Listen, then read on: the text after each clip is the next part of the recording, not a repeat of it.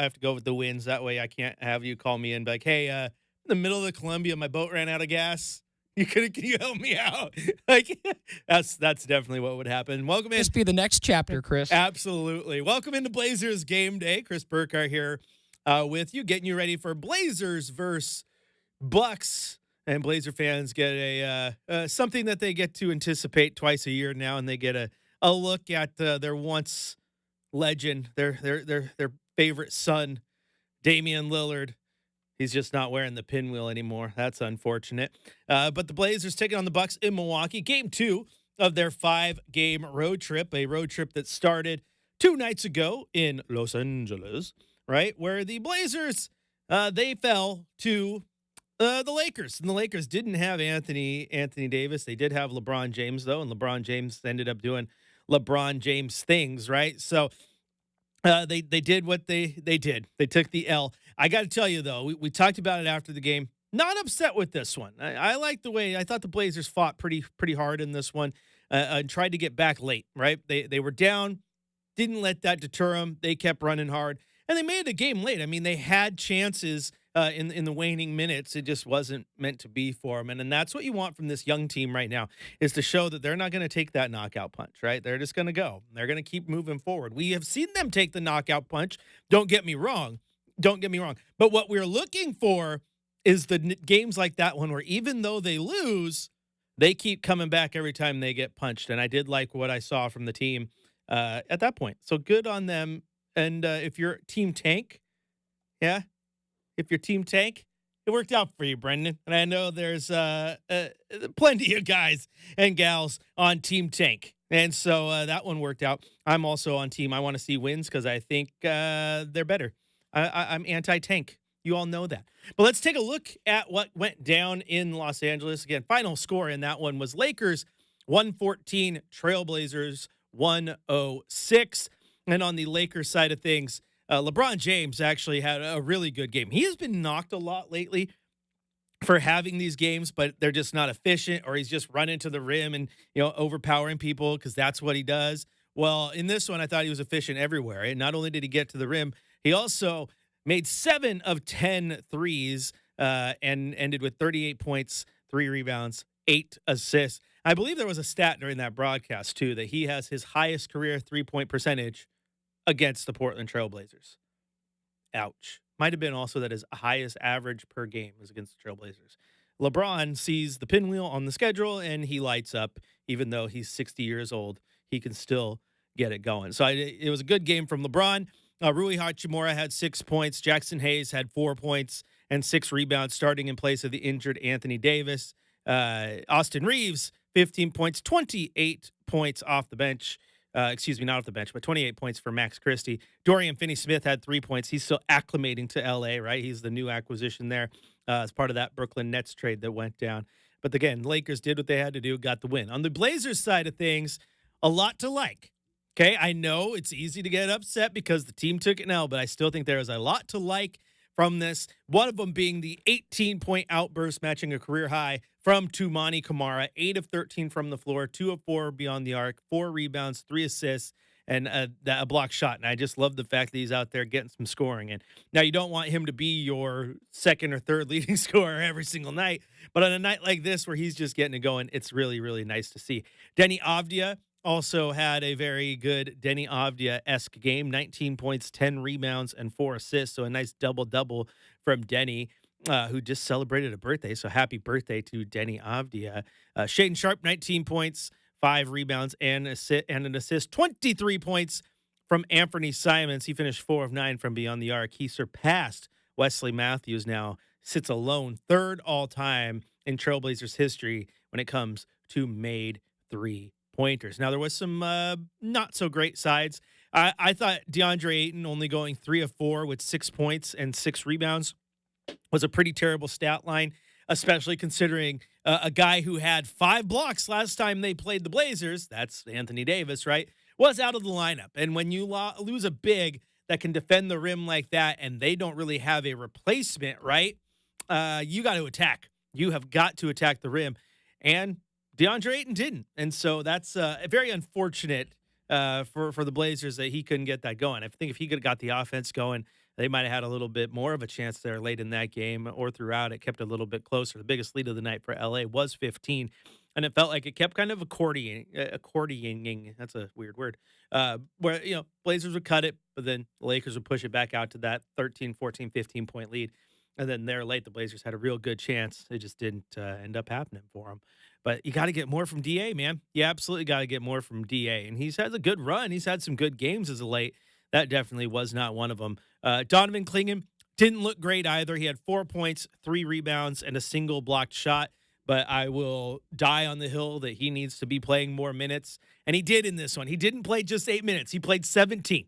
And that's good. Now, also, Robert Williams did not play in that game, and that probably impacted that rotation because usually Robert Williams in there, he's probably getting about 10 or 11. You take 10 or 11 away from Donovan Clingan, and he's at his 7 minutes, 8 minutes, right? So that one makes sense that he got the extra minutes, but I like that he got that. And you know what? If he looked bad, if the offense didn't look refined, if the defense showed some holes, that's okay.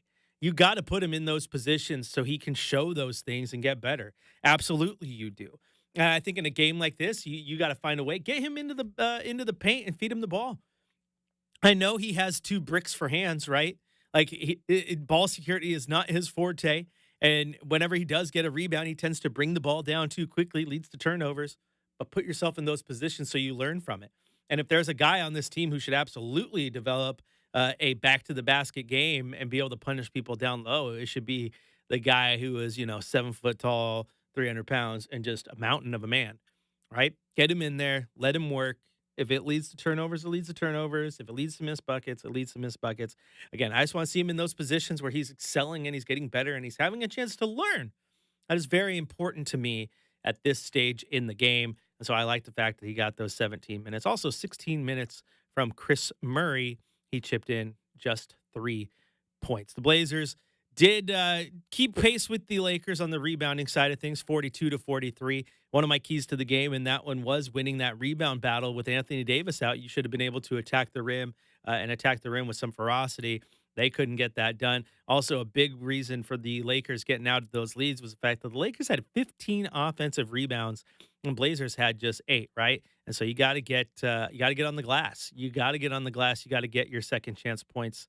That's important. Now, both teams did have 11 second chance points, but I'm telling you, the Blazers could have had more if they would have been more effective on the offensive glass, which is a place they have had pretty good success with, especially with Donovan Clingan, right? So it was an interesting night that the rebounding seemed to be just a little bit harder than usual when Anthony Davis was out. Don't know if I like that one at all. Got to figure that one out, my guys. Now, the other thing I did like was 24 assists and just 18 turnovers. I say just 18, even though that's not a low number, because we all remember what happened a few nights ago where it was like, the turnovers were just everywhere, right? Do I need to remind you that against Philly, Portland had 23 assists and 24 player turnovers, 26 turnovers as a team. Yeah.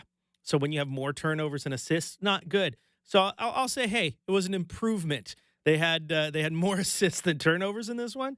They still got to work on that ball security, though. I mean, you compare that to the Lakers, who had 12 turnovers, and it's not a recipe for success, man. That leads to easy points. We all know that. Got to figure out a way to secure the ball a little bit. You absolutely have to. It's just kind of the name of the game. Now, speaking of ball security, I will point out that I did like the game from Scoot Henderson again. 12 points, 8 assists, and 5 rebounds. So he keeps flirting with those triple doubles. Like, I know 5 rebounds is a bit away, but still, he's showing the ability to get in there, clean the glass. He gets the assist numbers up. This one, he had 3 turnovers, but again, I get that when you're a primary ball facilitator, but it wasn't one of those 1 assist, 10 turnover games, right? I'll take the three turnovers and 8, 9 assists all day long. Like the fact that he was out there getting it going, because that's what you need from him. And I like the fact he's stacking these games together now. We've seen the scoring output. We've seen the game winners. We've seen the assist numbers really start to climb. Now it's just a matter of putting it all together within the game, right? Have not just having games where the assist numbers are good and and then another game where the point number are good, and then another game where the steal. No. Putting it all together. You're having these games where you're consistently out there getting double doubles and getting steals and getting rebounds. And defensively, he's been a lot better than I think advertised. He did and the night with a steal, and he's been pretty good at closing lanes and getting into those windows and closing them on people. So you like what you've been seeing out of Scoot Henderson lately. I think there's some people who are a little upset because the maturation hasn't been as quick as they wanted, but we also live in 2025 where people want instant gratification. They don't want these things to build, and sometimes it just takes a minute, man. And I think Scoot's getting there. So I'm still not ready to put that bust label on him yet. Some people have been. I am not. I just want to continue to see him grow and get better because he's looking good while doing it. Now, I have said for a long time here, and my listeners, they can attest. You can attest to me on Twitter, or if you are on the YouTube chat, go there. And Brenden knows it too. But I've been saying for a long time about how the team needs to use these guards because Anthony Simons is so much better off the ball. Get the ball out of his hand. Put it in Denny's hand. Put it in Scoot's hand. Let him be an off-ball shooter where he excels. And you go through the game, he tends to get a lot of threes throughout the game, both catch and shoot and both off the dribble. And the catch and shoot ones always look better, and they tend to fall, right? And so it's funny because I'm talking to fans and I'm seeing people chatting, and people are starting to come around to the whole, like, why is Ant playing with the ball in his hand so much? I want to see it in the playmaker's hands. Let him go shoot. And I think if you do that, you get the best out of Ant, you get the best out of Scoot, you get the best out of Denny. Put a shooter around him. No more of these lineups. I think we saw one last game where it was like Scoot was in there, and you had Chris Murray, who's not a shooter. You had Ant, but then like you put the ball in his hands. So now you got Scoot, who's not a shooter, and you got Klingon out there, who's not really a shooter. And it's like, okay, did you just put these guys in a rotation in a position to fail? Get them some shooters. You need shooters out there. You absolutely need shooters out there. If you want to join the conversation, Chris J. Burkhardt's the name on social. You can also go to youtube.com, type in Rip City Radio. We'll pop right up. Where Jackson says, I agree with your instant gratification point. So many fans want the instant turnaround, such as tanking for flag. The young guys on their team have a lot of potential if developed correctly. Instant turnarounds are not realistic, except for very unusual circumstances.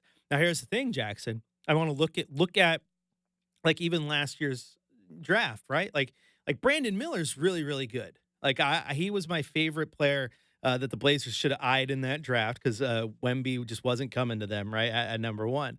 And so I think a lot of people are sitting here going, "Oh, I hope Charlotte takes Scoot." So Brandon Miller's right there, but I don't think that guy's impacting a ton of change, wins and losses, right? Just yet. He's getting there. He's getting there, and Charlotte's slowly looking better. They're still inept, right? But he's looking better. And to your point, Scoot, right? You can go the Thompson twins, and how many of those rookies really truly impact change day one? There's a lot more of Scoots than there are Wembys because Wemby impacts that team day one. He made them better. They just had no one around them, right? Just no one around them. And you look at the Spurs this year. They're a much better team this year than they were last year, and I think they're only going to continue to get better. And they got good young guys, too, like Jeremy Sohan, very good player. And then you look at, like, obviously LeBron impacts change day one, right? And you got guys like Carmelo Anthony who came in, change day one. Damian Lillard, like a day one, was just a stud. Just a stud. I mean, everyone remembers Kobe out there talking about him after playing him early in the season, right? But not everybody's like that. Some of the guys do absolutely take time. And when you give them that time and you let them get where they want to go, then they can get there, right? Then they can get to the top of the mountain. Blazer fans have to look no further than like Jermaine O'Neal, right? And that's why I contend too, like when I sit here and talk about like Donovan Klingon and Scoot and giving them time and letting them progress. Because if you just bury them on the bench and then use them for trade fodder and they go somewhere where they do get that time, look what happens. Look what happens, right?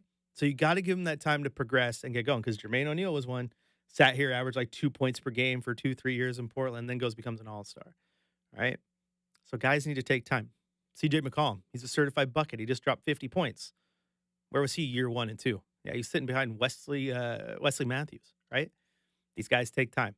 They absolutely take time. So thanks for the comment there, Jackson.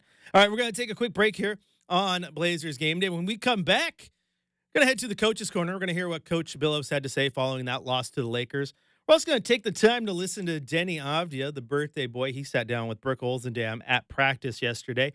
And we also have our keys to the game coming up, our Coors Cold Hard Facts. Still plenty more coming up here as we get you ready for Blazers Lakers on Blazers Game Day, presented by Coors Light, all on your home of the Blazers, Rip City Radio 620.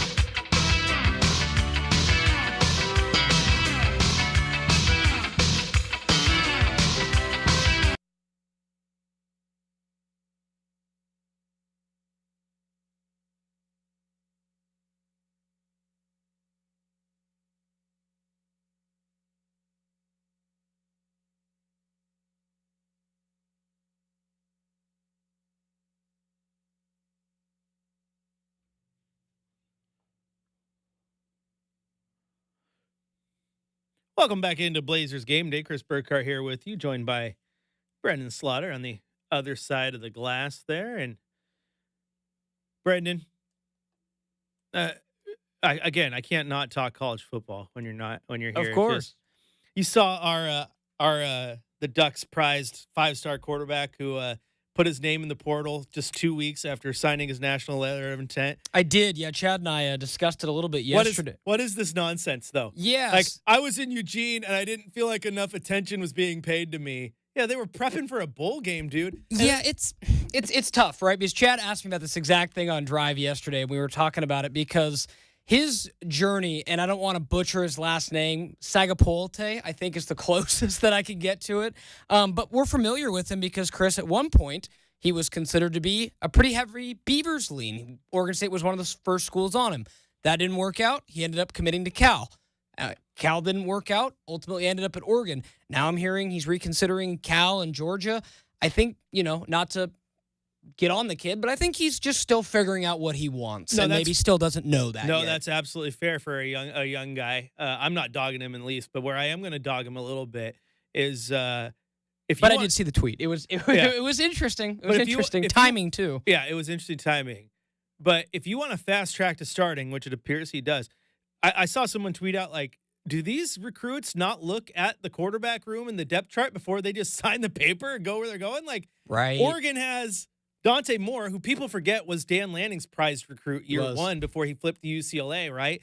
And they also have Achilles Smith Jr., who's a very, very highly touted quarterback. So they just read the rooms a little bit, my man. Right. I'm not dogging it. Everyone's like, what's going wrong in Eugene? Nothing. It's college football. Transfer doors are open. It's going to happen. Let the kid go land where he wants, and no harm, no foul. And for just for those Duck fans that are curious, you never know when things come back around, right? Because I remember very distinctly when Dante Moore spurned Oregon out of high school, went to UCLA, and now it's most likely Dante Moore is going to be the guy in Eugene next year. Bro, so hey, I want to point out that when that happened, I said that he would be back next year. I remember you saying that as well. And I do not – I think that might end up being a thing. I mean, yeah, relationships matter, right? I mean, to throw in the Oregon State connection, Malik Murphy visited last year to Oregon State. He ultimately chose Duke, but when he went in the portal again – where did he land? Yeah. So it's important to still maintain relationships. And, I saw, a few Duck fans that were maybe a little upset by it. And I think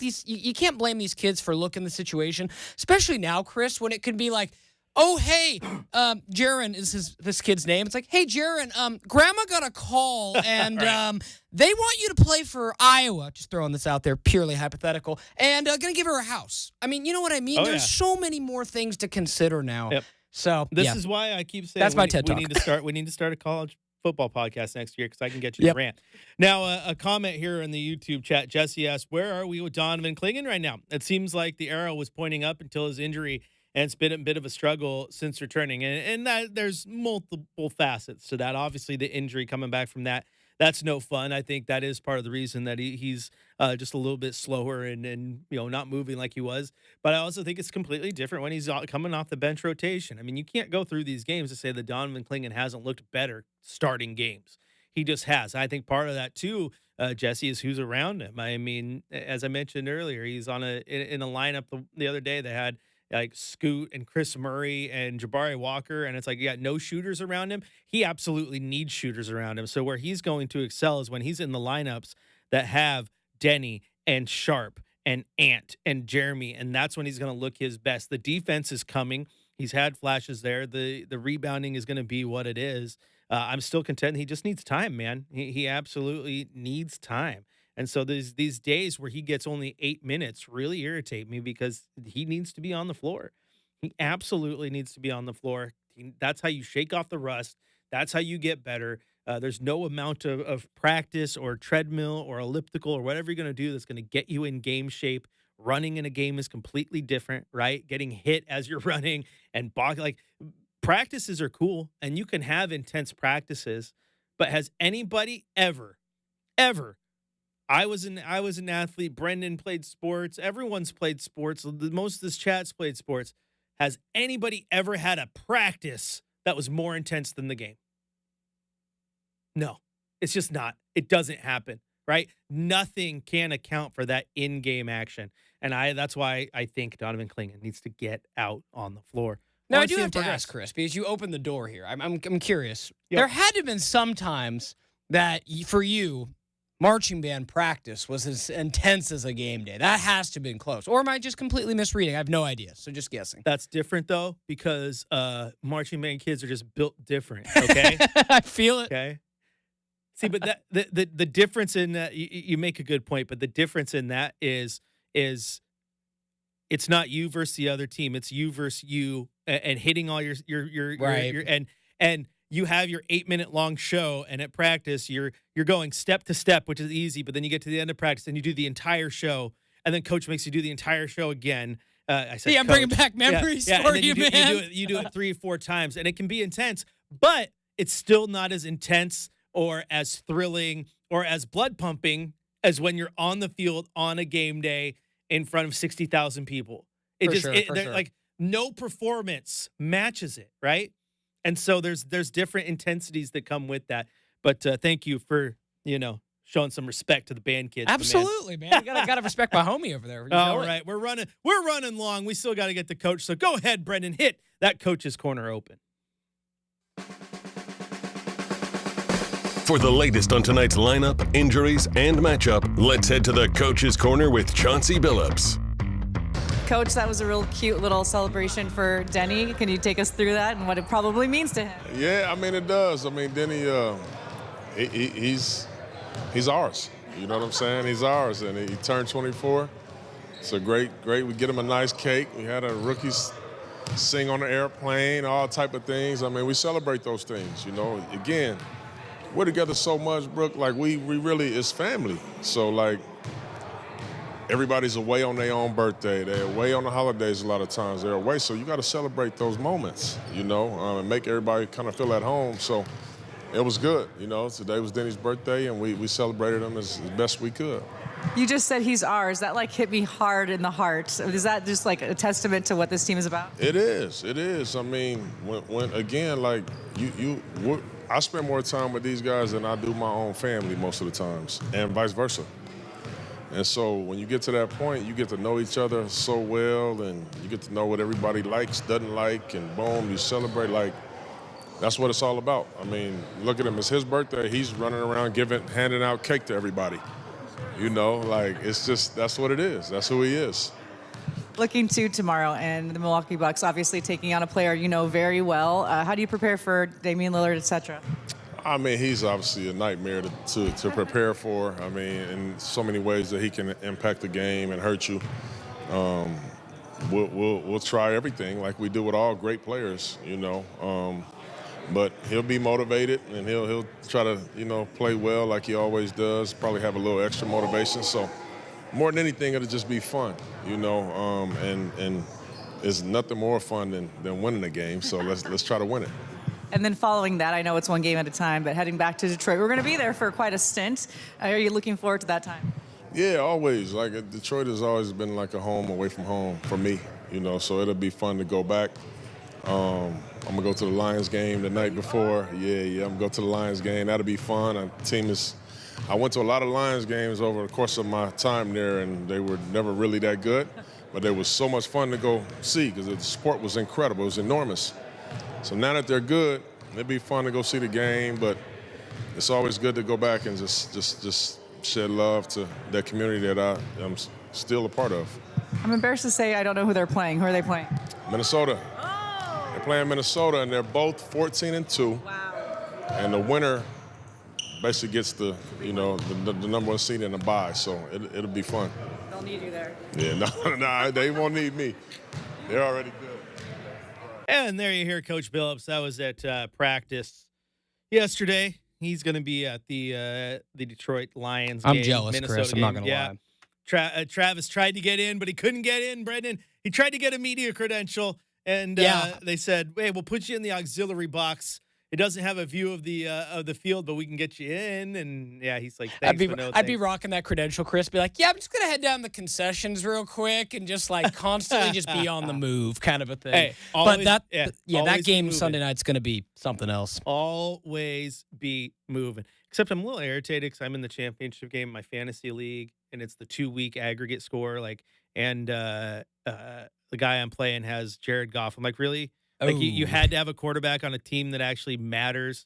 I On the know plus so side- many are out. On the plus side, he did also have Saquon, so it does help me out a little bit. Got you. Yeah. And everybody on my team is like I have Jaden Daniels and I got Derrick Henry and like all my guys, like there's still something on the line. So we'll see how it goes. All right, we're gonna take a quick break here on Blazers Game Day. When we get back, we're gonna hit you with our Coors cold hard facts. Continue to get you ready for Blazers taking on the Bucks. Do we call it Damian Lillard's Bucks out of respect, or do we just still call it Giannis's?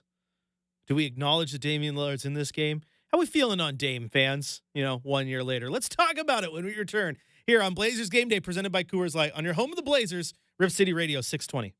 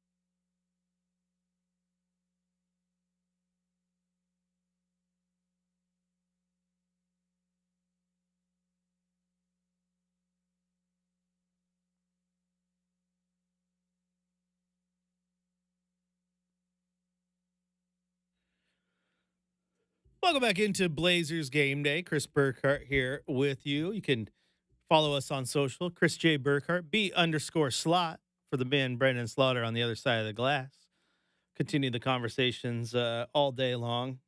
Ask Brenden college football questions. It will really get him going. Get him going downhill like a snowball out of control, baby, like an avalanche. It's a thing of beauty. You know what else is a thing of beauty?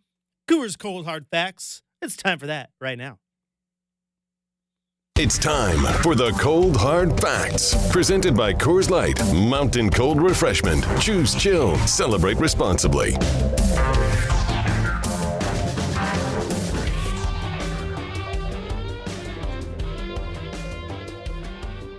All right, shout out to Rachel last time I did this because she came up with the Coors Cold Hard Hunch. not as factual, more of a hunch. I'm going to tell you what, I think this is the year, because it needs to happen, quite frankly, that the Blazers do send off one of their big names at the deadline. It feels like the deadline has been pretty quiet as of late, and the Blazers kind of wait for the offseason to get things done. I don't think that happens this year around. I think of the three to be moved, I think you're looking at Grant, Ant, Ayton are the big three, and probably in that order with the most likely to be moved. I would say Grant, most likely, Ant, and then Ayton. Ayton's going to be a lot harder to move than people thought. But I think it needs to happen. We all know that. We know it needs to open doors for people to play and whatnot and continue to build for the future, get some assets, get some young guys in there, and what have you. I do think that forever, though, it has always felt like, oh, they're going to make move, and then nothing happens. I think this is the year that they do make one of those trade deadline moves. And I think when you look at Jeremy Grant, I think that's the type of guy that a lot of playoff contenders are going to want, because you can sit there, you can plug him in, and he's going to be a scorer. He's going to get you buckets. I think his 17, points per game is going to look a lot nicer on a team where he's their fourth option, not on a team where he's their second go-to scorer, right? It makes a lot more sense if he's your fourth or fifth guy and he's not needed to be there every single night. He just goes out there and hits buckets and fits in the lineup. And so I think there's going to be some teams who want him. The contract's going to make it rough, right, to figure things out and how you trade things out and make things match and all that. I'm not getting into that quite yet. I can for you guys eventually, but just right now, it just feels like he's going to be the most likely to go. And then that opens up that door for Denny and gets him back in the starting lineup, even though I think that he might have a future as a sixth man. Either way, his future is with Portland, which is great. And as we pointed out the other day, I think it was Brenden who brought that up about how friendly his contract is, right? That thing goes down in value every year. That is gold in the NBA. So Blazers are going to keep him around as long as possible. And you also got to factor in guys like Matisse Thybulle, right? Like if Matisse Thybulle returns to health and he's ready to go, I mean, he's an all-NBA defender, right? So how does he fit into either Portland's future or a contender looking for some defensive help? So I would say this deadline might be one of the more active ones for Portland in quite some time. They always haven't been, right? Like you look at like Neil Olshey, and he wasn't a trade dedeadline guy. He was buyout market king, right? Like, oh yeah, let's take this Rodney Hood guy, take this Enes Kanter guy. Like, those guys that no one really wants, they're going to come on in, and then they work out, right? I think Portland gets active, and I think this is a good time to do it, man. You got guys who are going to be coveted, so you got to make some moves. You absolutely got to make some moves. Otherwise, you're just going to be behind the eight ball and screwed, and you don't want that. You don't want that. You got to get going, man. You can't just sit on your hands the whole time. You can for a minute while you sit there and thought, well, the time for thinking's done. The time for thinking is done. It's time to start doing. And I do think that this deadline is the time to do it.